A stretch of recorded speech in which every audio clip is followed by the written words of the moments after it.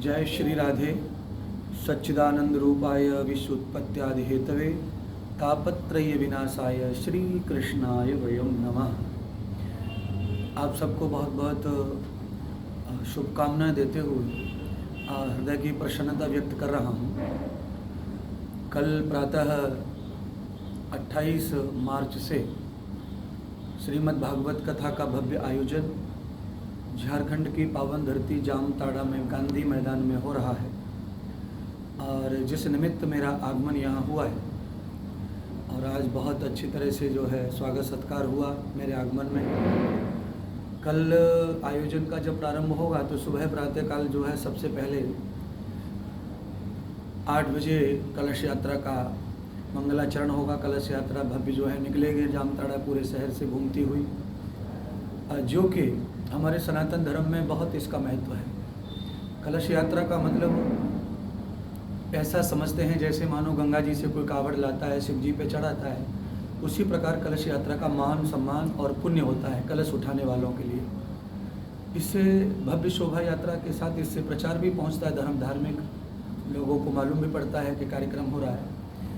तो श्रीमद् भागवत कथा का जो मूल मंत्र है, भागवत कथा का जो मूल आधार है, जिसका लाभ समाज को होना चाहिए, वो ये है कि श्रीमद् भागवत कथा भक्ति ज्ञान वैराग्य को बढ़ाती है।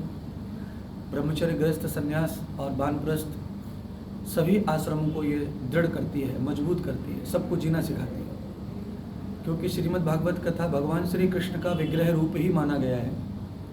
जिस समय भगवान कृष्ण अपनी लीला समेट कर जा रहे थे वैकुंठ में, तब भगवान व्यास जी को भागवत लिखते हुए देख रहे थे। तो उसी समय भगवान ने निश्चय किया कि कलयुग में भागवत से ही उद्धार होगा। ऐसा सोच के भगवान भागवत में प्रवेश हो गए शब्द ब्रह्म के रूप में।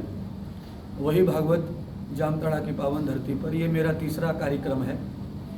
गांधी मैदान में मैं 2 बार पहले भी कथा कर चुका हूँ और इस बार के जो आयोजक हैं हमारी कथा के, वो आदरणीय श्रवण कुमार जी अग्रवाल परिवार है और उनके सभी साथी भागवत समिति और सभी मारवाड़ी समाज के जो लोग हैं, अग्रवाल समाज के लोग हैं, वो सभी इसमें सहयोगी हैं। और सब लोग जो है पूरा जामताड़ा भव्य उत्साह के साथ इस कथा के इंतजार में था, जो कल सबके मन की शांति और उनके हृदय के आनंद उत्सव के लिए यह कथा कल प्रारंभ होगी। आप सभी पत्रकार बंधुओं को भी इस बात का आनंद होगा कि आप भी इस कथा को कवर करेंगे और आप जन जन तक इस कथा को पहुँचाएँगे। जो लोग नहीं आने में आ सकते हैं या असमर्थ होते हैं, वहाँ तक आप लोग जाते हैं, आपका मीडिया जाता है, चाहे इलेक्ट्रॉनिक मीडिया हो चाहे प्रिंट मीडिया हो। यह भी एक उत्तम साधन है किसी भी प्रकार का प्रचार करने के लिए। तो आप सबका भी बहुत बहुत आभार करेंगे कि आप इसी प्रकार इस कथा को कवर करेंगे और जन जन तक पहुँचाएँगे। मैं आह्वान करूँगा समस्त जामताड़ा वासियों से कि वो आएँ गांधी मैदान में।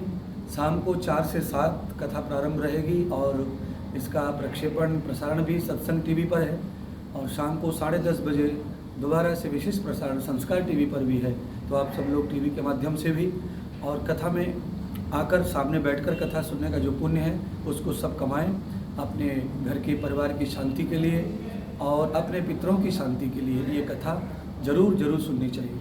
जय श्री कृष्ण।